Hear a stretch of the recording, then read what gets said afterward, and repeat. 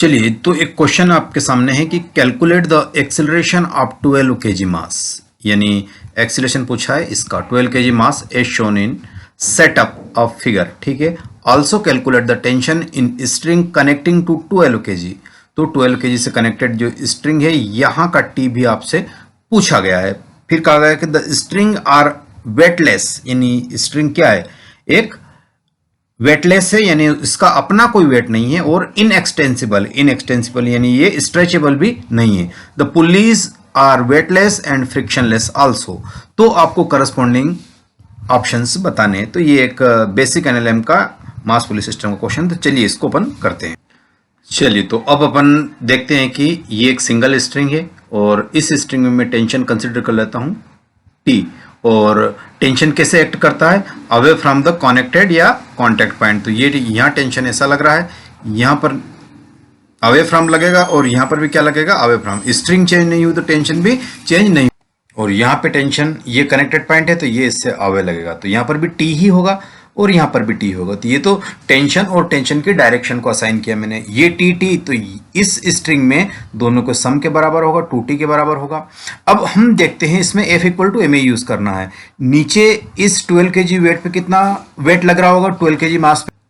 अब यहाँ पे इसका वेट लग रहा होगा तो ये हो जाएगा 12g नीचे, और अपवर्ड टेंशन लगेगा 2t जो मैंने असाइन कर रखा है। तो चलिए हम FBD बनाते हैं। किसके लिए FBD बना रहे हैं, इसके लिए बना रहे हैं। पहले इसके लिए 4 kg के लिए बात कर लेते हैं।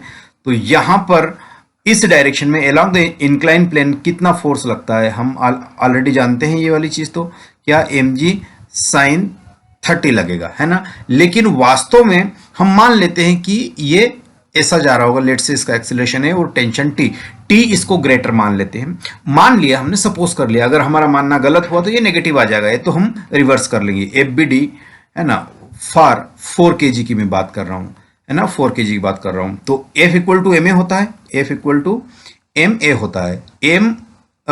F कौन सा, नेट वाला F। तो T एक टाइप का टेंशन है जो अपवर्ड द ब्लॉक लग रहा है। तो यहां पे मैं इसको लिखूंगा तो कैसा लिखूंगा, चलिए बताइए। तो इसको लिखा जाएगा, तो T ग्रेटर है, माइनस इधर कितना लग रहा है, mg sin 30 minus mg sin nothing but कितना 30। तो ये mg sin 30, अगर आपके mg sin 30 इक्वल टू, ये नेट फोर्स हुआ 4 kg पे, इक्वल टू ma। तो इसका मास m और ये मैंने लिख दिया a। तो अब आप इसको और एक बार सिंप्लीफाई कर लीजिए। t माइनस एम कितना है, मास ऑफ 4 kg है, तो ये 4g sin 30 की वैल्यू 1/2 आती है, और m कितना है, अगेन 4 और a। तो ये 2 से आपने 2 कैंसिल कर दिया, तो आपके पास मिल रहा है t minus 2g equal to 4a। ये इक्वेशन नंबर 1 दे दी मैंने, जो कि 4 kg ब्लॉक के लिए। ठीक है, चलिए अब FBD की बात कर रहे हैं हम, है ना। फ्री बॉडी डायग्राम किसका बनाएंगे, 12 kg का बनाएंगे, है ना। FBD किसका बना रहे हैं, 12 kg का, बड़ी आसानी से। तो देखिए ये ब्लॉक नीचे जा रहा होगा, है ना। तो मान लो कि ये 12g है ना, नीचे की तरफ है, इसका अपोज कौन कर रहा होगा, 2t, है ना। तो 12g ज्यादा है तो डेफिनेटली इसको माइनस कर लेंगे। अब ये नेट लगा है 12 kg पे, F नेट लगा इक्वल टू ma, तो मास है ना, इनटू इसका जो भी एक्सेलरेशन होगा। ये मान लो कि एक्सेलरेशन मैंने a1 बोला, इसका एक्सेलरेशन, तो ये a1 से जा रहा होगा। तो देखिए 12g minus 2t equal to, इसका मास कितना है, अगेन 12 है, तो ये 12 इंटू a1 कितना रखोगे, a1 का क्या रिलेशन है। तो हम यहाँ पर वर्चुअल वर्क मेथड से इसका रिलेशन निकाल लेते हैं। देखो यहाँ पे, देखो यहाँ टेंशन अपवर्ड जा रहा है ना, टेंशन अपवर्ड जा रहा है, यानी जिस डायरेक्शन में टेंशन है उसी डायरेक्शन में एक्सेलरेशन है। तो इसका वर्क डन कैसा हुआ, पॉजिटिव हुआ, a इंटू टी हुआ। अब यहाँ देखिए, यहाँ टेंशन अपवर्ड है और ब्लॉक नीचे की तरफ जा रहा है, और a1 एक्सेलरेशन से जा रहा है, तो ये होगा नेगेटिव वर्क डन होगा। कितना, a1 एक्सेलरेशन से जा रहा है और टेंशन अपवर्ड है, equal to net work done क्या होता है, 0 होता है। तो यहाँ से a1 की वैल्यू आपके पास कितनी आ गई, a1 की वैल्यू a/2 आ गई, और यही a/2 का रिलेशन में यहाँ पे प्लग इन कर देता हूं, तो a/2 हो गया, है ना।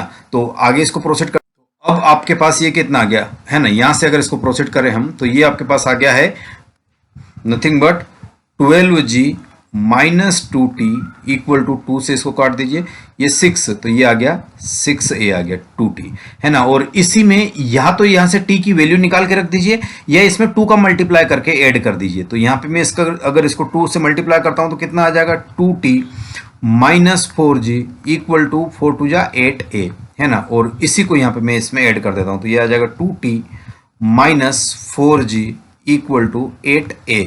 ये वाली कहानी आपके पास आ चुकी है। अब इसको मैं सिंप्लीफाई करता हूँ, तो ऐड करूँगा 2t से 2t कैंसिल हो जाएगा, है ना। और 4g में से, है ना, 4g में से 12g में से 4g गया तो कितना बता, 8g बचा, और 8 और 6 14a, है ना, 14a। तो ये बची हुई कहानी यहाँ कर देता हूँ। तो एक्सीलरेशन की वैल्यू मेरे पास आ गई है 8g/14, या आप ऐसा लिख सकते हो 4g/7।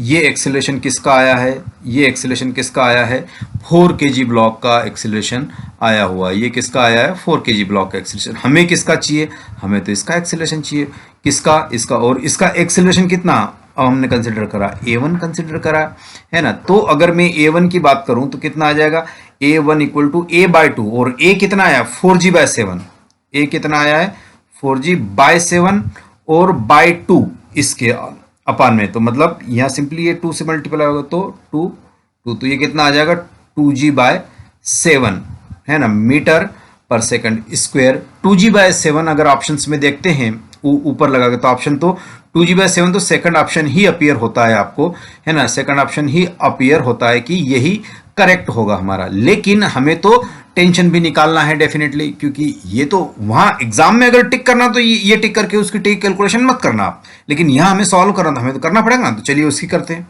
चलिए तो अब टेंशन की कैलकुलेशन करते हैं। तो t और ये 2g और ये 4a, तो यहाँ से मैं t की वैल्यू निकाल लेता हूँ। सिंपल कितना आ जाएगा 4a + 2g, ठीक है। और ये 4 और a की वैल्यू मैंने कितनी कैलकुलेट कर रखी है आपके सामने, 4g/7। तो ये आ गया 4g/7 + 2g आ गया। एक बार और, तो 4 चौक 16g + 7/2g। एलसीएम लेके 7 दूनी 14 और 16 कितना हो गया, 14 और 16 हो गया आपके पास 30g/7। ये t की वैल्यू आई है। लेकिन यहां से जो स्ट्रिंग कनेक्टेड है इसमें टेंशन कितना कंसिडर किया है, 2t कंसिडर किया हमने, देखा आपने, ये वाला 2t कंसिडर है। तो एक्चुअल में इसको हमें चाहिए क्या, इसमें जो टेंशन है वो t' इक्वल टू 2t है ना, यही है। तो t' मुझे कैलकुलेट करना है, और ये कितना आएगा 2 टाइम्स ऑफ t। तो 2 × t कितना आया, है ना, 30g/7। तो नेट कितना आ जाएगा 60g/7 न्यूटन कितना आ जाएगा t', है ना। तो ये कितना ऑप्शन या कितना आपको दिख रहा है 60g/7, तो आप देखेंगे कि 60g/7 भी इसी में मौजूद है। तो यही सेकंड ऑप्शन हमारा करेक्ट आंसर होगा। तो अच्छा लगा क्वेश्चन तो अप्रिशिएट कीजिएगा। बाय बाय, मिलते हैं अगले वीडियो।